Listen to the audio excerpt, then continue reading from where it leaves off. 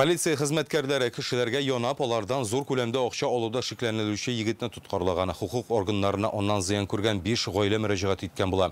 Şularının birisi 19 yaşlıq yigitniki. Ğailədə heytüllərinşə ona oqşa birməsən, özünə həm ətiyəniyyə ziyan salabız deyib yonağan bulğanlar. Şul rəvişdə 450 min sum oqşa birə. Operativ izləv şuralarından son bu qırınışda şiklənilişi kişi sağ astına oluna. Şunday qarmaqqa ələkən başqa kişilərdə bulsa, polisiyaga müracaat etülərin sorular.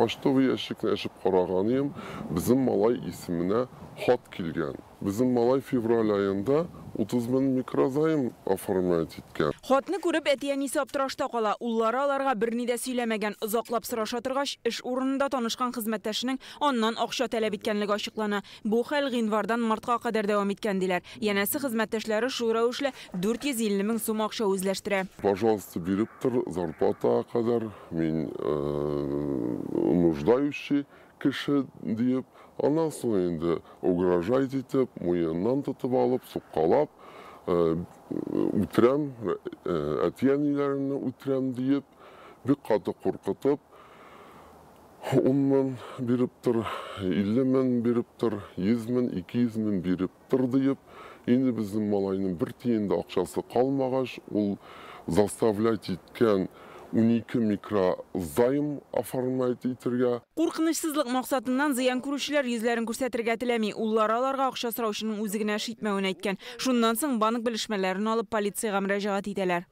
452 меңлек әҗәтне мин хатыным белән кредит оформлять итеп түләп бетердек. Bizim malay başta polisiyaga bütünlәй barası килмәде, ахырдан bildik, әгәр дә polisiyaga әйтсән дип тә куркытып бетергәннәр. Бу хәлнең нечкәлекләрен ачыклау өчен без Ичке эшләр бүлегенә мөрәҗәгать иттек. Монда исә тагын шундый 4 зыян күрүчедән гариза барлыгын әйттеләр. Хәзер шундый гариза белән полициягә тагын 4 кеше мөрәҗәгать итте.